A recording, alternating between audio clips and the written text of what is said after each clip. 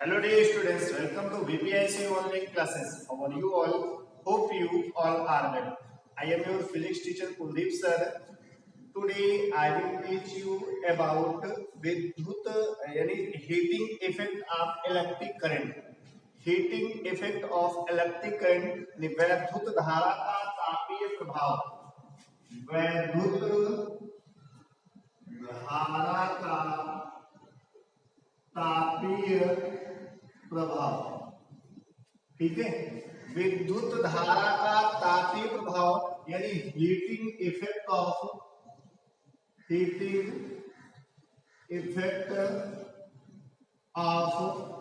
Electric current. Heating effect of electric current. ठीक है, होता क्या है, जैसे आपका कोई चालक दिया गया है, आप उसमें क्या करें, टेम्परेचर क्या करते रहे, इंक्रीज करते रहे. तो एक ऐसी कंडीशन आएगी जिसमें जो आपका कंडक्टर होगा, जो चालक होगा, वो क्या हो जाएगा, हॉट हो जाएगा यानी गर्म हो जाएगा. तो इसी घटना को हम लोग कहते हैं वैद्युत धारा का तापीय प्रभाव.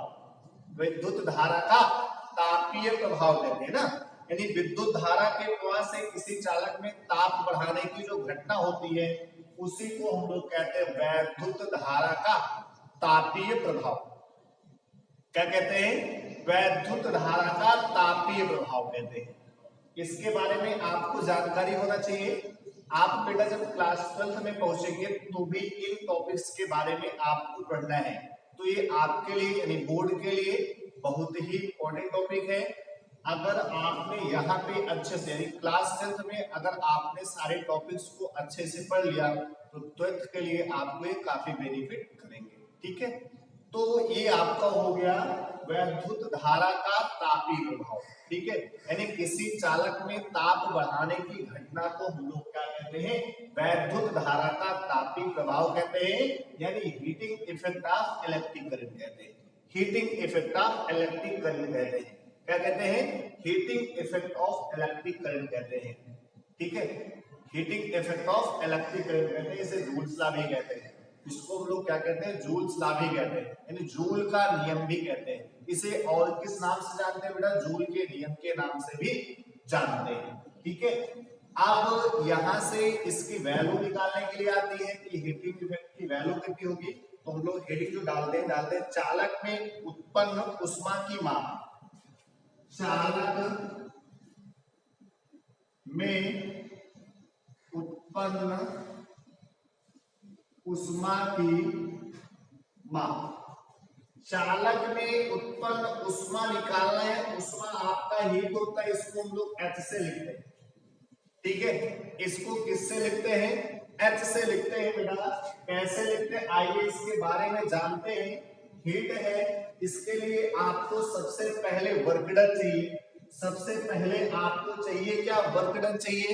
बेटा आपको मैंने एक फॉर्मूला बताया था, आपको याद हो तो मैंने बताया था V is equal to W by Q. V is equal to W by Q बताया था. यहां से अगर W इज इक्वल टू निकालेंगे तो हो जाएगा V इंटू क्यू हो जाएगा.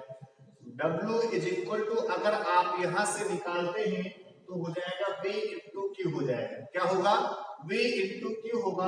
आपको ये भी पता है कि Q इज इक्वल टू क्या होता है, IT होता है. Q इज इक्वल टू बेटा क्या होता है, IT होता है. आप यहाँ पे I की वैल्यू रखेंगे, यानी Q की वैल्यू रखेंगे तो हो जाएगा VIT.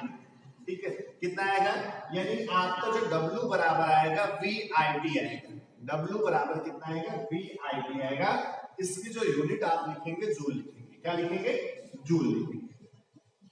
अब आपको लेकिन इसमें निकालना है चालक में उत्पन्न उष्मा की माप. हमको हीट चाहिए तो H की जो वैल्यू निकालते हैं यही वैल्यू रखते हैं, लेकिन इसको क्या करते हैं 4.2 से डिवाइड कर देते हैं, तो ये वैल्यू आपकी कैलोरी में कन्वर्ट हो जाती है. यानी एक कैलोरी बराबर होता है 4.2 जूल. एक कैलोरी बराबर कितना होता है, 4.2 जूल होता है. तो ये आपका इसमें कन्वर्ट हो जाएगा. इसके बाद जो आपका W दिया रहता है, इसको और भी दूसरे तरीके से भी लिख सकते हो. आपको पता है V is equal to I R होता है। कहां से पता है? ये आपका ओम का नियम होता है। क्या होता है? ओम का नियम होता है। तो W बराबर हो जाएगा वी आई टी, उसके बाद आप V is equal to I R रखेंगे, आपका आएगा W बराबर, क्या आएगा? W बराबर आएगा यहां से आई स्क्वायर आर इंटू टी। यहां से आएगा, कैसे आएगा? आप V के प्लेस पे आई आर को रख करेंगे, आई इंटू आई का मतलब आई स्क्वायर इंटू आर टी हो जाएगा ना, यानी W की जो वैल्यू आएगी आई स्क्वायर इंटू आर टी हो जाएगी। आपने कितना निकाला? इसी फॉर्मूले को दूसरे फॉर्म में भी आप लिख सकते हैं, क्योंकि आपको पता है I is equal to V by R होगा। आप यहाँ पे रखेंगे तो W इज इक्वल टू हो जाएगा V square by R square into R into T. एक आर से आर बेटा क्या हो जाएगा? कैंसिल, तो आपका बचेगा V square by R into T, यानी जो W की वैल्यू आएगी V square R into T आ जाएगी, ये आएगी। तो आपके तीन फॉर्म मिले। पहला आपका मिला कौन सा? W is equal to V I T. दूसरा आपका मिला W is equal to I square R T. तीसरा फॉर्म आपको मिला W is equal to V square by R into T मिला।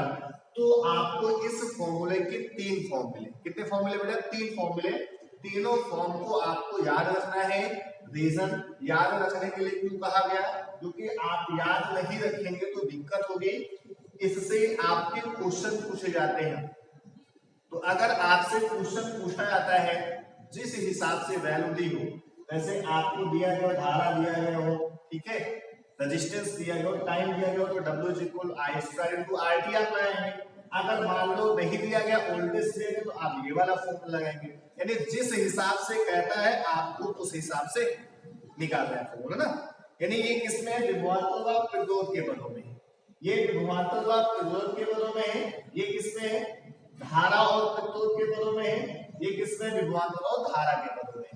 अब यहां से अगर आपसे उष्मा की बात की जाए, यहां से अगर आपसे उष्मा की बात की जाए, तो H इज इक्वल टू होगा V I T by 4.2 calorie, या इसी को आप लिख सकते हो H is equal to I square R T by 4.2 calorie, या इसी को आप लिख सकते हो H इज इक्वल टू, क्या लिखोगे लास्ट वाला? V square by R into T. यानी इसको भी आप 4.2 से क्या करेंगे?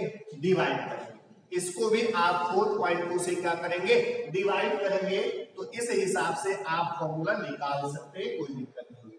तो मैंने आपको इस वीडियो में बताया वैद्युत धारा का तापीय प्रभाव, यानी heating effect of electric current. इसमें मैंने आपको ये बताया जब किसी चालक का ताप बढ़ाते, ठीक है, तो चालक क्या होती है? गर्म हो जाती है। इसी घटना को हम लोग वैद्युत धारा का तापीय प्रभाव कहते हैं।